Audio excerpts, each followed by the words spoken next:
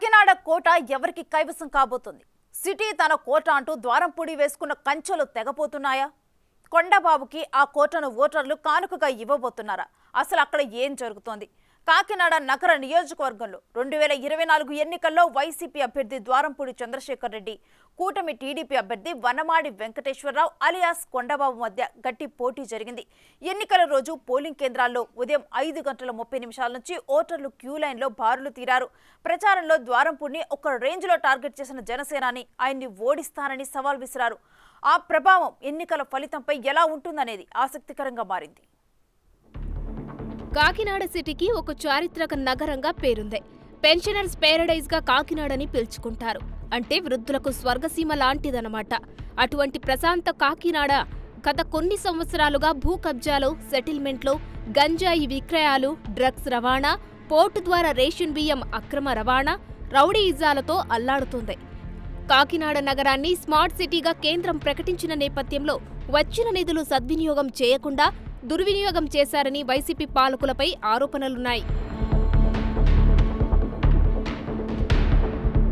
ప్రధానంగా 2019లో వైసీపీ ప్రభుత్వం ఏర్పాటు అయ్యాక సిబిసిఎన్సి ఆస్తుల ఆక్రమణకు గురికావడంతో ద్వారంపూడి చంద్రశేఖర్ రెడ్డిపై ఆరోపణలు వెల్లువెత్తాయి.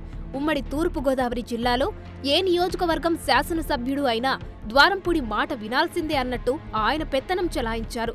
అందుకే ద్వారంపూడికి వైసీపీ నేతలు సెకండ్ సీఎం అన్న ట్యాగ్ లైన్ తగిలించారు. పెద్దాపురంలో మైనింగ్ ఆరోపణలతో ద్వారంపూడి వివాదాల్లో కూరుకున్నారు. ఇలా ప్రతి నియోజకవర్గంలో ద్వారంపూడి ముద్ర కనపడేది అని ఆ పార్టీ నాయకులే బహిరంగంగా అంటుంటారు. ద్వారంపూడి చంద్రశేఖర్ రెడ్డి ఒక మీడియా సమావేశంలో కొండబాబుని ఉద్దేశించి మీ జాతి అంతా ఇంతే అని చేసిన వ్యాఖ్యలు తీవ్ర దుమారం రేపాయి.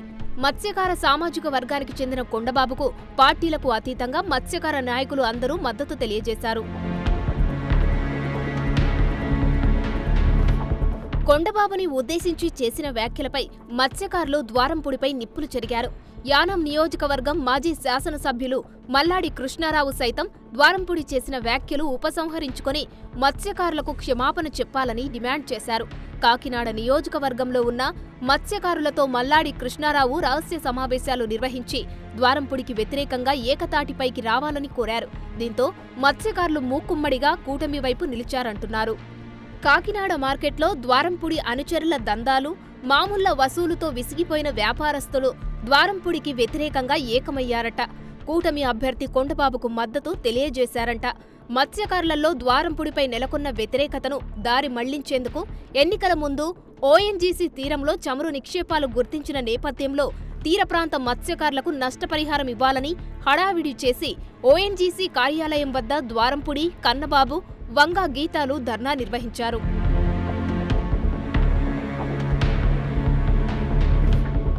కాకినాడ నగర్ అభివృద్ధి, స్మార్ట్ సిటీకి వచ్చిన నిధులు సక్రమంగా వినియోగించకపోవడం, వర్షాలకు రోడ్లు జలమయమవటం, నగర అభివృద్ధి కుంటినడకపై ప్రజల్లో ఎమ్మెల్యేపై తీవ్ర వ్యతిరేకత ఉంది. వైసీపీ కాపు నాయకులతో పవన్ కళ్యాణ్ని తిట్టించడంతో కాపుల్లో ద్వారంపూడిపై వ్యతిరేకత పెరిగింది. ద్వారంపూడిపై పవన్ కళ్యాణ్ చేసిన విమర్శలు, ఓడించాలని ఇచ్చిన పిలుపు నేపథ్యంలో ప్రజలు, కాపు నాయకులు అందరూ ఒకే విధమైన ఆలోచనతో ఎన్నికల్లో కూటమి వైపు నిలిచారని పలువురు అభిప్రాయపడుతున్నారు.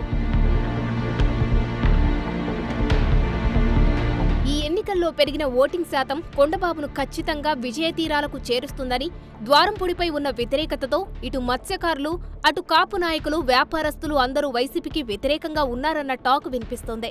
కాకినాడ అర్బన్లో ఉంటున్న వారికి కాకినాడ రూరల్ బీచ్ దగ్గర ఇంటి స్థలం పేరులో సెంటు భూమి మంజూరు చేసింది వైసీపీ ప్రభుత్వం. మెజారిటీ లబ్ధిదారులు నగరం విడిచి వెళ్లలేక పట్టాలు తీసుకున్నా అవి ఎందుకు పనికిరాని భూములు ఇచ్చారని పెదవి విరిచారు.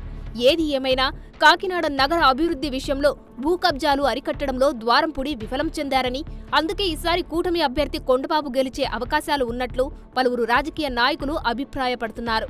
మరి కాకినాడ ప్రజలు ఈ కోట తాళాలు ఎవరికిచ్చారో తెలుసుకోవాలంటే జూన్ 4వ తేదీ వరకు వేచి చూడాల్సిందే. For more videos like this, subscribe Big TV channel.